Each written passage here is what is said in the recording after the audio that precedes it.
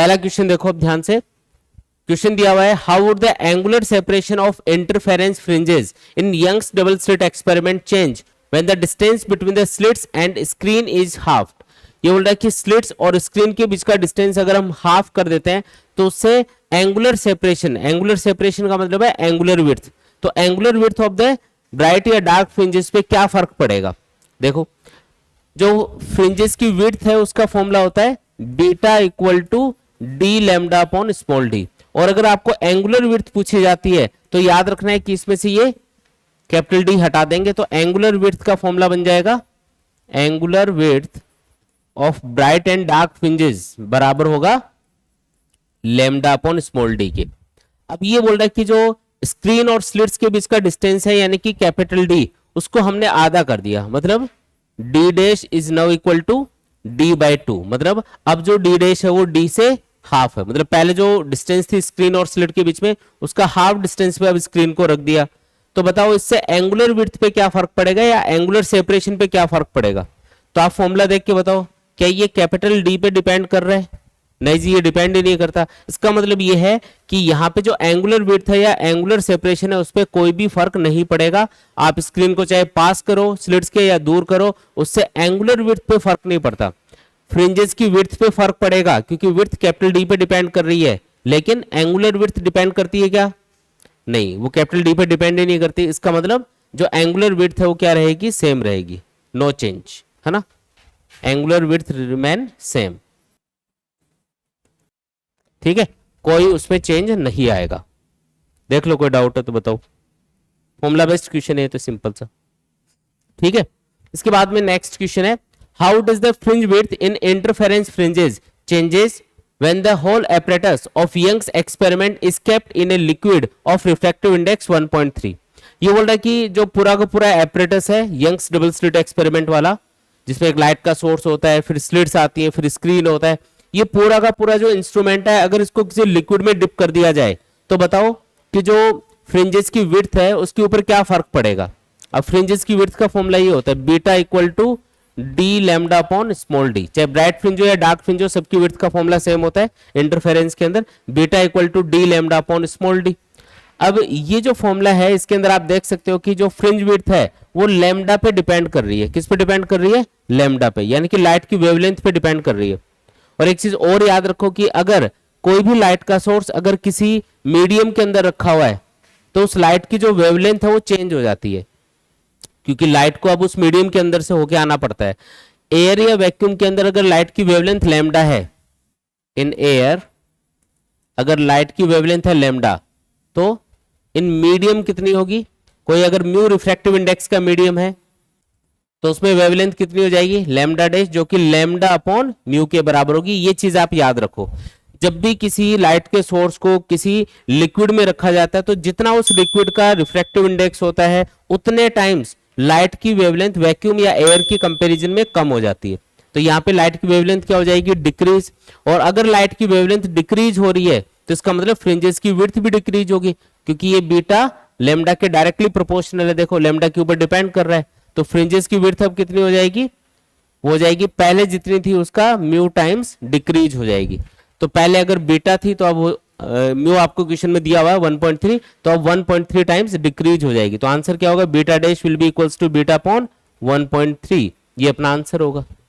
आसान है एकदम, ठीक है, इंपॉर्टेंट पॉइंट्स है ये इंटरफेरेंस के, उनके ऊपर बेस्ट क्वेश्चन है, ठीक है। सीधा याद रखेंगे कि जब भी आप पूरा का पूरा एपरेटस, इंटरफेरेंस वाला एपरेटस पूरा का पूरा किसी लिक्विड में डिप कर दोगे और अगर उस लिक्विड का रिफ्रैक्टिव इंडेक्स है म्यू, तो उसमें जो लाइट का सोर्स आप यूज कर रहे हो इंटरफेरेंस के लिए, अब उससे जो लाइट एमिट होगी वो उस मीडियम से होके आएगी, है ना, जैसे पानी में डुबो दिया पूरा का पूरा एपरेटस, तो अब जो लाइट का सोर्स है वो भी पानी के अंदर है, तो वो जो लाइट एमिट करेगा वो पानी के अंदर से इंसिडेंट, पानी के अंदर से होते हुए उन स्लिट्स के ऊपर इंसिडेंट होगी, फिर इंटरफेरेंस पैटर्न बनेगा। तो अगर लाइट को पानी के अंदर से ट्रेवल करना पड़ रहा है तो पानी के अंदर लाइट की वेवलेंथ क्या हो जाएगी, डिक्रीज हो जाएगी म्यू टाइम्स, और वेवलेंथ डिक्रीज होने से जो फ्रिंज विड्थ है वो भी म्यू टाइम्स कम हो जाएगी, ठीक है, ये इसका मतलब है। आया समझ में, देखो जी आगे बढ़ते हैं। नेक्स्ट क्वेश्चन देखो, laser light of wavelength 630 nanometre incident on a pair of slits produces an interference pattern in which the bright fringes are separated by 7.2 millimeter. Calculate the wavelength of another source of laser light which produces interference fringes separated by 8.1 millimeter using the same pair of the slit. ये बोल रहा है कि interference pattern को observe करने के लिए हमने दो अलग अलग वेवलेंथ की लाइट यूज करी है। पहले जिस वेवलेंथ की लाइट यूज करी है वो है 630 नैनोमीटर। नैनो मतलब क्या होता है 10 की पावर -9। ठीक है, अगर कन्वर्ट करना हो तो इस तरीके से कन्वर्ट कर लेंगे। इससे जो आपको ब्राइट फ्रिंजेस दिखाई दे रही है स्क्रीन के ऊपर वो 7.2 मिलीमीटर से सेपरेटेड है। मतलब कोई भी दो कंटिन्यूस ब्राइट फ्रिंजेस के बीच का डिस्टेंस कितना है 7.2 मिलीमीटर आपको दे रखा है। अच्छा, दो ब्राइट फ्रिंज के बीच का जो डिस्टेंस होता है उसको width of the dark fringe अपन बोल सकते हैं। और आपको पता है कि इंटरफेरेंस पे चाहे ब्राइट फ्रिंज की विड्थ देखो या फिर डार्क फ्रिंज की विड्थ देखो उसका फॉर्मूला सेम ही होता है। तो यहाँ पे मैं जो दो ब्राइट फ्रिंजेस है उनके बीच के सेपरेशन को width of the dark fringe बोल सकता हूँ और उसका फॉर्मूला होगा beta equal to D lambda upon small D. ये फॉर्मूला हम यूज करेंगे। अब क्वेश्चन में ये बोल रखा है कि ये जो सेपरेशन है दो ब्राइट फ्रिंजेस के बीच का जो सेपरेशन है जिसको width of the dark fringe बोल सकते हो ये कितना है 7.2 मिलीमीटर के बराबर है। कितना ये 7.2 मिलीमीटर के बराबर है, ऐसा क्वेश्चन में बोला गया है। ठीक है जी। फिर इसने बोला calculate the wavelength of another source of laser light which produces the interference fringes separated by 8.1 millimetre. मतलब कि पहले अगर बीटा इतना था कितना 7.2 मिलीमीटर तो same pair of slits use करना है, मतलब स्लिट्स के बीच का डिस्टेंस वही रहेगा। और स्क्रीन और स्लिट को भी हमने यहाँ पे छेड़ा नहीं है, मतलब स्क्रीन और स्लिट के बीच का डिस्टेंस भी सेम रहेगा। तो कैपिटल डी और स्मॉल डी तो यहाँ पे कांस्टेंट है। जो चीज बदल रही है वो क्या बदल रही है, लेमडा बदल रहा है और लेमडा के अकॉर्डिंग फ्रिंज विड्थ बदलेगी या फ्रिंजेस के बीच का सेपरेशन बदलेगा। अब जो फ्रिंजेस के बीच का सेपरेशन है जिसको मैं बीटा 2 लिख देता हूं वो हो गया है वह 8.1 मिलीमीटर के बराबर। अब इतना हो गया वो जब आपने दूसरी लाइट यूज करी ना जिसकी वेवलेंथ लैम्डा 2 है तो फ्रिंजेस के बीच में सेपरेशन कितना हो गया 8.1 मिलीमीटर के बराबर हो गया। ऐसा ही बोल रहा है क्वेश्चन में। जब हमने लैम्डा 1 वेवलेंथ यानी कि 630 नैनोमीटर वेवलेंथ की लाइट यूज करी तब तो फ्रिंजेस के बीच में सेपरेशन कितना है 7.2 मिलीमीटर। और जब कोई लैम्डा 2 वेवलेंथ की लाइट यूज कर रहे हैं तब फ्रिंजेस के बीच में सेपरेशन कितना है 8.1 मिलीमीटर। तो पूछ रहा है कि ये लैम्डा 2 कितना है। तो आपको फॉर्मूला पता ही है फ्रिंजेस के सेपरेशन का या फ्रिंजेस की विड्थ का। क्या है फॉर्मूला, लिख देता हूं अलग से, beta equal to D lambda upon small D. इस क्वेश्चन में ना तो कैपिटल डी चेंज कर रहे हैं ना स्मॉल डी चेंज कर रहे हैं, तो आप बीटा को डायरेक्टली लैम्डा के डायरेक्टली प्रोपोर्शनल बोल सकते हो, है ना। तो बीटा और लैम्डा यहां पे क्या है डायरेक्टली प्रोपोर्शनल है और दो चीजें डायरेक्टली प्रोपोर्शनल होती हैं तो फिर उनका जो फर्स्ट और सेकंड कंडीशन में जो रेशियो आएगा बीटा और लैम्डा का वो भी सेम होगा। जैसे बीटा 1 अपॉन बीटा 2 बराबर होगा लैम्डा 1 अपॉन लैम्डा 2, क्योंकि बीटा और लैम्डा डायरेक्टली प्रोपोर्शनल है। तो ये जो प्रोपोर्शनलिटी कांस्टेंट होता है ना बीच में वो रेशियो में कैंसिल हो जाता है। तो ऐसा लिख सकते हो, कोई दिक्कत नहीं है। तो लैम्डा 2 पूछा है इसने आपको, ये बराबर होगा lambda 1 into beta 2 upon beta 1। Values put करके सॉल्व कर दो। लैम्डा 1 कितना है 630, नैनोमीटर को मैं नैनोमीटर रख रहा हूं, चेंज नहीं कर रहा ताकि आंसर नैनोमीटर में ही आ जाए। और बीटा 2 कितना है 8.1 और बीटा 1 कितना है 7.2। इसको भी मिलीमीटर में ही रहने दो, ये भी मिलीमीटर में होगा ये भी मिलीमीटर में होगा तो यूनिट कैंसिल हो जाएंगी। तो आंसर आएगा नैनोमीटर के अंदर। इसको पूरा सॉल्व कर लेंगे, जो भी आएगा वो आपका आंसर होगा और वो किस में आएगा नैनोमीटर के अंदर आएगा। ठीक है, आया समझ में।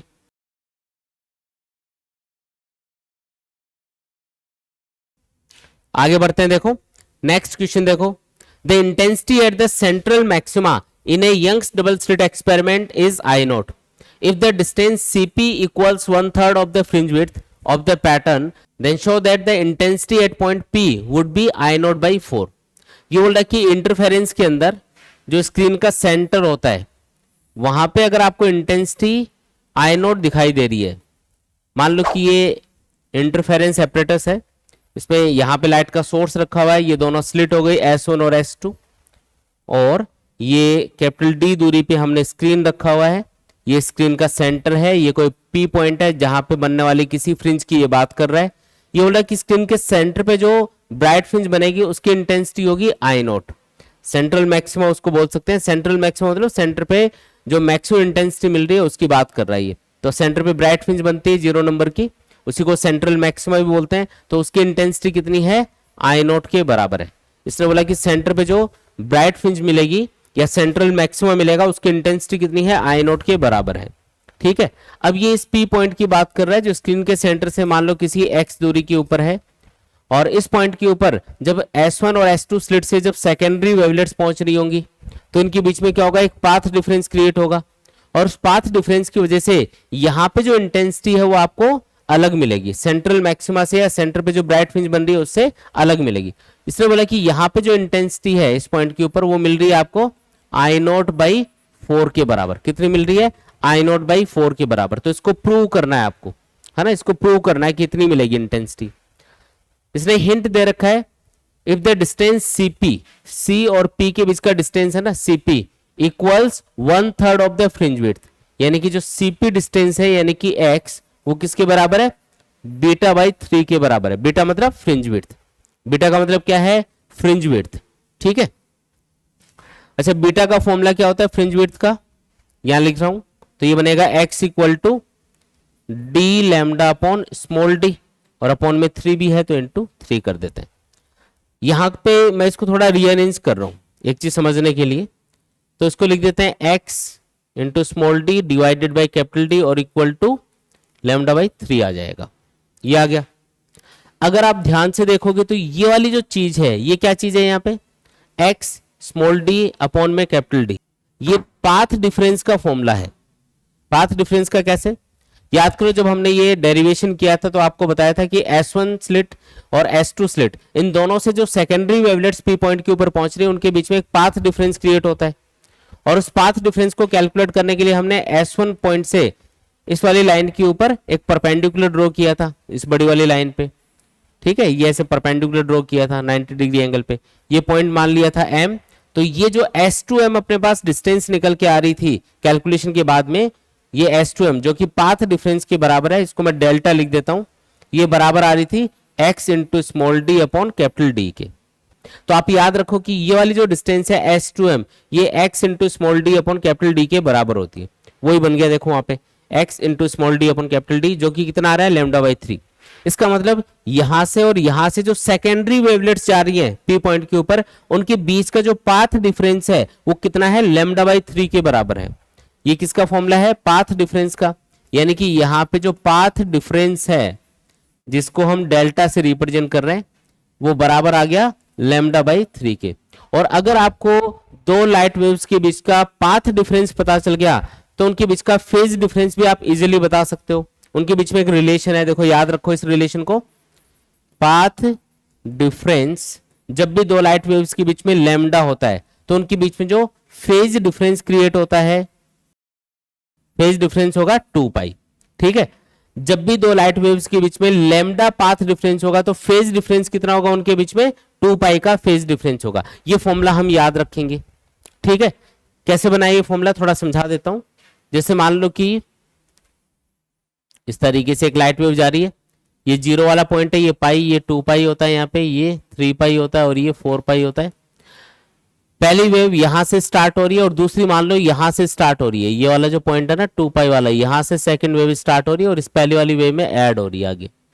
तो इनके बीच में जो पाथ डिफरेंस है वो कितना है, ये होगा लैम्डा के बराबर।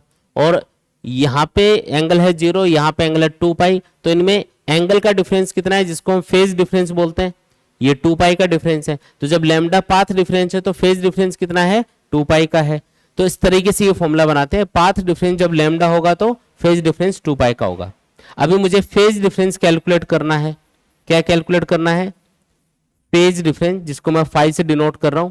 तो ये बराबर होगा, फेज डिफरेंस बराबर होगा 2 पाई, इधर ले जाओ तो 2 pi by lambda into path difference. अब पाथ डिफरेंस कितना है यहाँ पे, लैम्डा बाई 3 के बराबर है। तो ये कितना आएगा सॉल्व करोगे तो ये आएगा 2 पाई बाई 3 के बराबर, लैम्डा से लैम्डा कैंसिल हो जाएगा। तो हमारे पास आ गया फेज डिफरेंस। अब ये क्यों कैलकुलेट किया हमने, आपको पता है कि जब भी हमें किसी भी पॉइंट पे लाइट की इंटेंसिटी बतानी होती है इंटरफेरेंस पैटर्न के अंदर तो उसका फॉर्मूला ये यूज किया जाता है। अगर दोनों लाइट वेव्स, अगर इन दोनों स्लिट से आने वाली लाइट वेव्स का एम्पलीट्यूड बराबर हो, स्मॉल ए और स्मॉल ए के बराबर, तो उस कंडीशन में जो इंटेंसिटी का फॉर्मूला बनता है वो ये बनता है 4a² cos² 5/2। ठीक है, ये फॉर्मूला हम उसके लिए यूज करते हैं। यहाँ पे अगर मैं सेंटर की बात करूं तो स्क्रीन के सेंटर पे जो इंटेंसिटी उसको इसने आई नॉट बोला है, और सेंटर पे जब सेकेंडरी वेवलेट्स आती हैं S1 और S2 स्लिट से, तो इनके बीच में पाथ डिफरेंस होता है 0।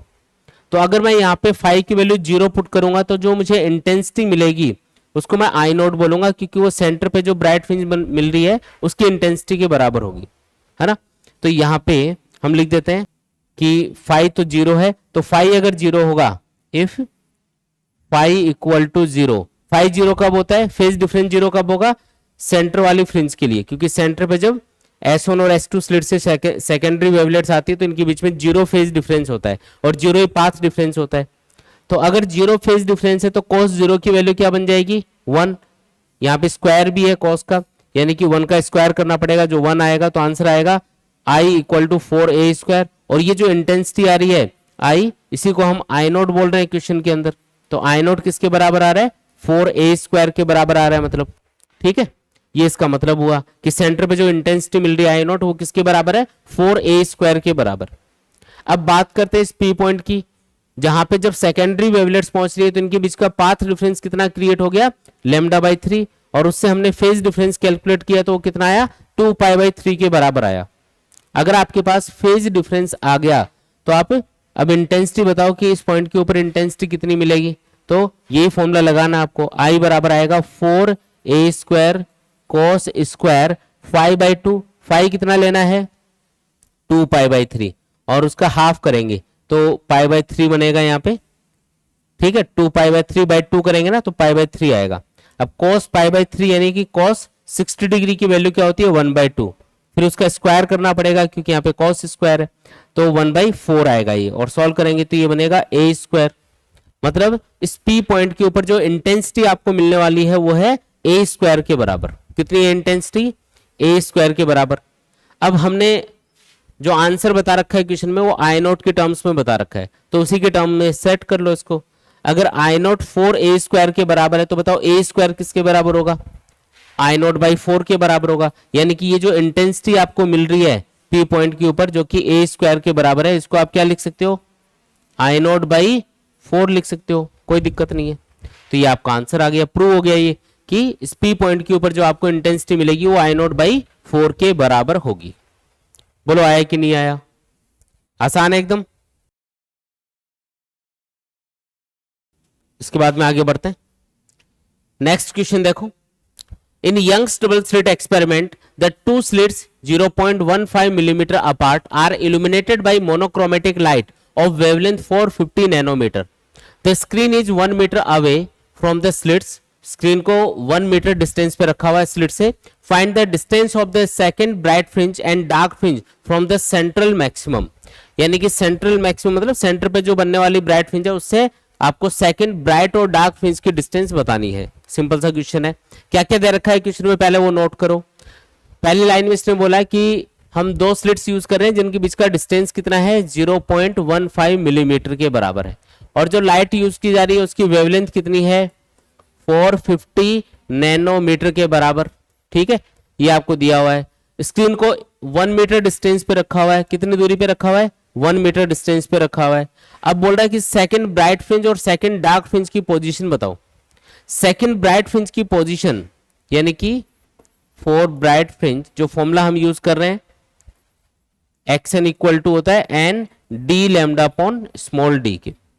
ठीक है, तो आपको कौन सी वाली फ्रिंज की बात कर रहा है, ये कौन सी वाली फ्रिंज के बारे में पूछा जा रहा है, सेकंड ब्राइट फ्रिंज के बारे में। तो सेकंड ब्राइट फ्रिंज के लिए एन की वैल्यू 2 पुट कर दो।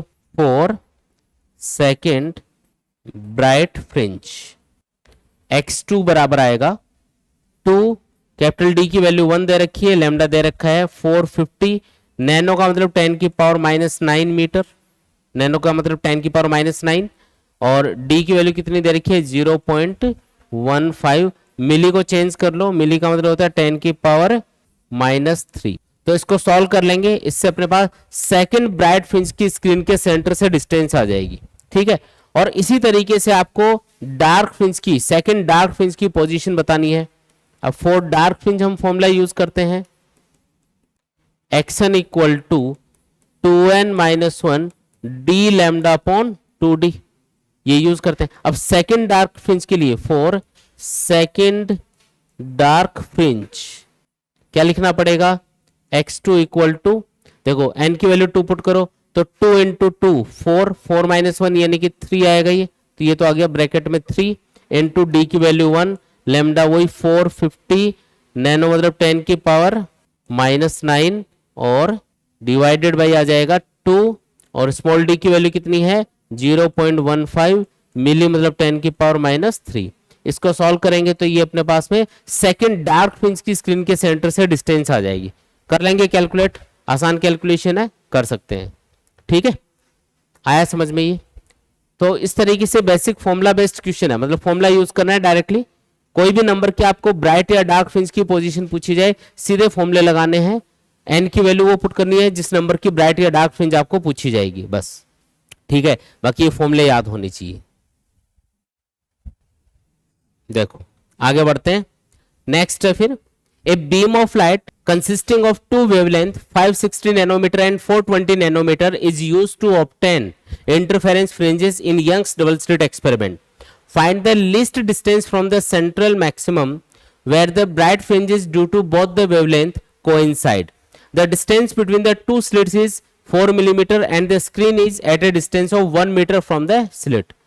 ये बोल रहा है कि जो स्लिट्स है उनके बीच का डिस्टेंस तो है 4 मिलीमीटर और स्क्रीन को हमने 1 मीटर डिस्टेंस पे रखा हुआ है और दो अलग अलग वेवलेंथ की लाइट यहाँ पे यूज की जा रही है।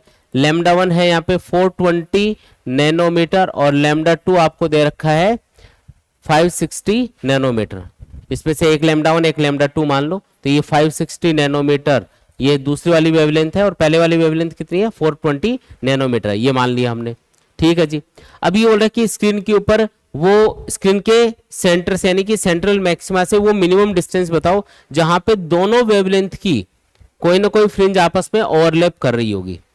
जैसे यहाँ पे दो अलग अलग वेवलेंथ की लाइट यूज की जा रही है, तो स्क्रीन के ऊपर जो पैटर्न आपको दिखाई देगा है ना, उसमें दो अलग अलग कलर की फ्रिंजेस आपको दिखाई देंगी, उनमें से कोई ना कोई फ्रिंज आपस में ओवरलैप भी करेंगी। जैसे ये स्लिट S1 है, ये स्लिट S2 है, दोनों स्लिट के बीच का डिस्टेंस होता है स्मॉल d, ये आपको पता ही है, और स्क्रीन को कैपिटल D दूरी पे रखा जाता है।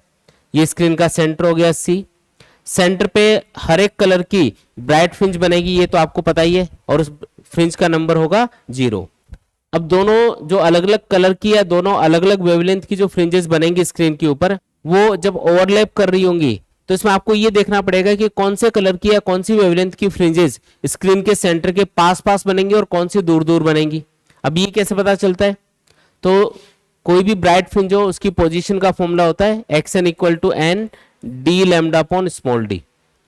जिस कलर की वेवलेंथ के लिए या जिस लाइट की वेवलेंथ के लिए लैम्डा ज्यादा होगा उसके लिए x की वैल्यू ज्यादा आएगी, मतलब उस कलर की फ्रिंजेस या उस वेवलेंथ की फ्रिंजेस स्क्रीन के सेंटर से दूर दूर बनेंगी, और जिसके लिए लैम्डा कम होगा उस वेवलेंथ की जो फ्रिंजेस होंगी या जो ब्राइट या डार्क फ्रिंजेस बनेंगी स्क्रीन के ऊपर वो कम कम डिस्टेंस पे बनेंगी क्योंकि उनके लिए लैम्डा कम होगा। ठीक है, तो ये चीज आपको याद रखनी है इसमें।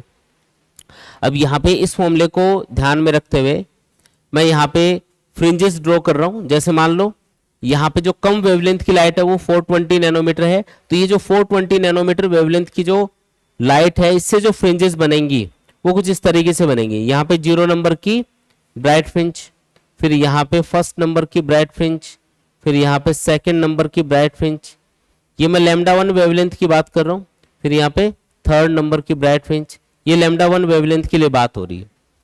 और इसी तरीके से लैम्डा 2 वेवलेंथ की जो फ्रिंजेस बनेंगी इसी स्क्रीन के ऊपर वो कैसे बनेंगी, तो वो स्क्रीन के सेंटर से थोड़ी दूर दूर बनेंगी। क्यों? क्योंकि उसके लिए लैम्डा ज्यादा है, तो लैम्डा ज्यादा है तो वो स्क्रीन के सेंटर से दूर दूर बननी चाहिए। तो पहली अच्छा सेंटर पे जो ब्राइट फ्रिंज बनेगी वो तो सेम ही पोजीशन पे बनेगी। 0 नंबर की ब्राइट फ्रिंज दोनों कलर के लिए या दोनों वेवलेंथ के लिए सेंटर पे बननी है। फिर क्योंकि इसके लिए लैम्डा ज्यादा है ना, तो इसकी फर्स्ट फ्रिंज थोड़ी ज्यादा दूर बनेगी इस लैम्डा 1 की कंपैरिजन में। तो मान लो यहाँ पे बन रही है, ये है फर्स्ट नंबर की ब्राइट फ्रिंज, और सेकंड फ्रिंज यहाँ पे बन रही है जो इसकी थर्ड फ्रिंज के साथ ओवरलैप कर रही है। ये हमने एज्यूम किया, कोई जरूरी नहीं है कि इसकी सेकंड इसकी थर्ड हो, कोई और फ्रिंज भी हो सकती है। ठीक है, ये हमने एक इमेजिन कर लिया यहाँ पे कि ये ओवरलैप कर रही है इसकी, तो यानी कि ज्यादा वेवलेंथ वाली तो सेकंड फ्रिंज और कम वेवलेंथ वाली थर्ड फ्रिंज आपस में ओवरलैप कर रही है। अब कोई ये तो जरूरी है नहीं कि इसकी सेकंड और इसकी थर्ड फ्रिंज ही ओवरलैप करे, हो सकता है कि इसकी थर्ड और इसकी फोर्थ फ्रिंज ओवरलैप कर रही हो, ऐसा भी हो सकता है। तो आप ये कैसे फाइंड करोगे कि मिनिमम डिस्टेंस कितनी होनी चाहिए जहां पे दोनों कलर की फ्रिंजेस ओवरलैप करेंगी? तो उसमें हम एक तरीका हम काम में लेते हैं उसके लिए कि जिस लाइट की वेवलेंथ कम होती है उसकी तो जिस पॉइंट पे ओवरलैप होती है वहां पे n+1 फ्रिंज बनती है, और जिस कलर की या जिस लाइट की वेवलेंथ ज्यादा होती है उसकी n फ्रिंज बनती है। जैसे यहाँ पे ये λ2 वेवलेंथ ज्यादा है तो λ2 वेवलेंथ की यहाँ पे सेकंड फ्रिंज बनी, और जिसकी वेवलेंथ कम है λ1 उसकी यहाँ पे थर्ड फ्रिंज बनी। यानी कि अगर इसकी nth फ्रिंज बन रही है तो इसकी कौन सी फ्रिंज बन रही है? n+1 फ्रिंज बन रही है। यहाँ पे ये चीज हमको एज्यूम करनी पड़ेगी, तभी हम सॉल्व कर पाएंगे। जब भी ये पूछा जाए ना कि स्क्रीन के सेंटर से वो मिनिमम डिस्टेंस बताओ जहां पे ओवरलैपिंग होगी, तो ये मान लेना कि जिसकी वेवलेंथ कम है, जिस लाइट की वेवलेंथ कम है उसकी तो आपको n+1 फ्रिंजेस लेनी है, और जिसकी वेवलेंथ ज्यादा है उसकी n फ्रिंजेस लेनी है। और ये मानना है कि इसकी nth फ्रिंज और इसकी n+1 फ्रिंजेस ये आपस में ओवरलैप करेंगी, मतलब इतनी दूरी में इसकी तो n फ्रिंज बनेंगी और जिसकी वेवलेंथ कम है उसकी n+1 फ्रिंजेस बन जाएंगी और ओवरलैपिंग हो जाएगी यहाँ पे। अब n की वैल्यू आपको फाइंड करनी है यहाँ पे कि n कितना होना चाहिए उसके लिए। अब इसको कैसे फाइंड करेंगे? अब ओवरलैपिंग का मतलब क्या होता है? एक ही पोजीशन पे दोनों कलर की फ्रिंजेस बन रही होंगी, इसकी तो nth फ्रिंज बनेगी और इसकी n+1 फ्रिंज बनेगी, लेकिन बनेंगी एक ही पॉइंट के ऊपर, तभी तो ओवरलैपिंग होगी, एक ही जगह पे बनेंगी दोनों। अगर ओवरलैपिंग हो रही है तो इसका मतलब स्क्रीन के सेंटर से ये जो λ2 वेवलेंथ की nth फ्रिंज है और λ1 वेवलेंथ की जो n+1 फ्रिंज है इसकी डिस्टेंस क्या आएगी? बराबर आएगी। इसका मतलब xn फॉर λ2 वेवलेंथ और xn+1 फॉर λ1 वेवलेंथ, ये क्या होना चाहिए? बराबर होना चाहिए। बस यही आपका हिंट है, इसी से सॉल्व कर लो। xn का फॉर्मूला तो ब्राइट फ्रिंज के लिए फॉर्मूला होता है n d, और इसमें लैम्डा की जगह λ2 पुट करना है, बस आपको n d upon small d लिख देंगे। और इधर क्या आएगा? ये xn+1 है यहाँ पे, है ना, xn+1, लेकिन किसके लिए? λ1 के लिए, तो मुझे लिखना है n की जगह तो n+1 इसी फॉर्मूले के अंदर, और d और लैम्डा की जगह मैं λ1 लिखूंगा डिवाइडेड बाई स्मॉल d। ऐसा आ गया। कैपिटल D और स्मॉल d दोनों साइड में कैंसिल हो जाएंगे, इधर तो बचेगा n λ2 कितना है? 560 नैनो मतलब 10 की पावर -9 इक्वल टू n+1, नीचे लिख रहा हूं n+1 और λ1 कितना है? 420 और नैनो मतलब 10 की पावर -9। अब इसको सॉल्व करेंगे तो ये 10 की पावर -9 तो उड़ाई दो दोनों साइड में, ठीक है, एक जीरो भी कैंसिल कर देंगे, और इसको अगर हम कैंसिल करें तो ये 14 से कैंसिल होगा दोनों साइड में, तो ये बनेगा 4n equal to 3 into n+1। आप इसको सॉल्व कर लो, 4n इक्वल टू 3n+3 आ गया, तो n इक्वल टू क्या आया बोलो? 3 आ गया, मतलब n की वैल्यू 3 है, मतलब λ2 वेवलेंथ की जो थर्ड फ्रिंज है वो ओवरलैप करेगी λ1 वेवलेंथ की 3+1 यानी कि फोर्थ फ्रिंज के साथ में, ये इसका मतलब है। तो λ2 वेवलेंथ की तो थर्ड फ्रिंज होगी और λ1 वेवलेंथ की फोर्थ फ्रिंज होगी जो ओवरलैप कर रही होगी इन वेवलेंथ के अकॉर्डिंग। तो ये तो आपका आंसर आ गया, ठीक है, कि n कौन से नंबर की फ्रिंज आपस में ओवरलैप करेगी। साथ में ये भी पूछा कि कितनी दूरी पे ओवरलैप करेंगी, तो ये जो दूरी है ये भी आपको बतानी है स्क्रीन के सेंटर से। तो हम एक काम करते हैं, λ2 वेवलेंथ के लिए थर्ड फ्रिंज की जो दूरी है वो पता कर लेते हैं। λ1 वेवलेंथ के लिए करोगे तो फोर्थ फ्रिंज की दूरी पता करनी पड़ेगी, एक ही बात है, आंसर सेम आएगा। तो λ2 वेवलेंथ के लिए nth जो यानी कि थर्ड जो ब्राइट फ्रिंज है उसकी दूरी पता करेंगे, तो उसके लिए फॉर्मूला ये लगेगा x3 फॉर λ2 वेवलेंथ, ये हम कैलकुलेट कर रहे हैं, तो ये आएगा 3 इंटू, अब d की वैल्यू आपको कितनी दे रखी है? 1 दे रखी है, लैम्डा कितना है? λ2 है 560 नैनो मतलब 10 की पावर -9 नैनोमीटर, और डिवाइडेड बाई क्या करेंगे? डिवाइडेड बाई स्मॉल d जो कि दे रखा है 4 मिलीमीटर, 4 इंटू 10 की पावर -3। इसको सॉल्व कर लेंगे, तो सॉल्व करने पे ये जो डिस्टेंस अपने पास आएगी स्क्रीन के सेंटर से थर्ड ब्राइट फ्रिंज की फॉर लैम्डा 2 वेवलेंथ, यही वो डिस्टेंस है जहां पे ओवरलैपिंग हो रही होगी। ठीक है, तो ये दूरी कैलकुलेट कर लेंगे, इससे आपका फाइनल आंसर आ जाएगा। बोलो आया कि नहीं आया। नेक्स्ट क्वेश्चन देखो, in Young's double slit experiment interference fringes are observed on a screen kept at a distance capital D from the slits. If the screen is moved towards the slits by 5 into 10 raised to power minus 2 meter, the change in fringe width is found to be 3 into 10 raised to power minus 5 meter.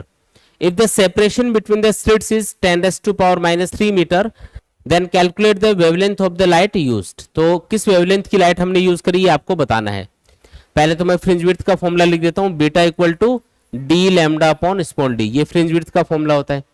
यहां पे ये बोल रहा है कि अगर हम screen को स्लिट की तरफ खिसका देते हैं, कितना 5 into 10 raised to power minus 2 metre, इतना खिसका देते हैं। कितना खिसकाना है, डेल्टा कैपिटल डी है 5 इंटू 10 की पावर माइनस 2 मीटर, इतना खिसका दिया तो उससे फ्रिंजेस की विड्थ पे जो चेंज आएगा, फ्रिंजेस की विड्थ में जो चेंज आएगा वो होगा 3 इंटू 10 की पावर माइनस 5 मीटर।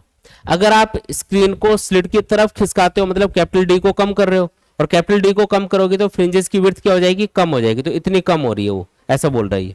अगर इतना स्क्रीन को खिसका देंगे ना स्लिट की तरफ तो इतनी जो फ्रिंज विड्थ है वो डिक्रीज हो जाएगी। ठीक है जी।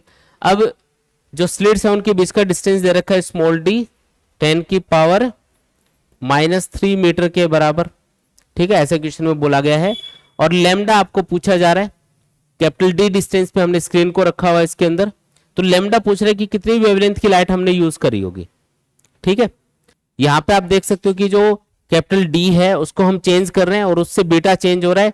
लैम्डा सेम रहेगा दोनों कंडीशन में, जब चेंज करोगे या नहीं करोगे, और स्मॉल डी भी सेम रहेगा, उसमें भी कोई फर्क नहीं पड़ेगा। सिर्फ आप कैपिटल डी को चेंज कर रहे हो जिससे बीटा चेंज हो रहा है। तो मैं शुरुआत वाली कंडीशन में मान लेता हूं कि जब आपने कैपिटल D1 डिस्टेंस पे स्क्रीन को रखा होगा तो फ्रिंज विड्थ मिल रही है मान लो बीटा 1, तो ये फॉर्मूला बनेगा D1 इंटू लैम्डा अपॉन में स्मॉल डी।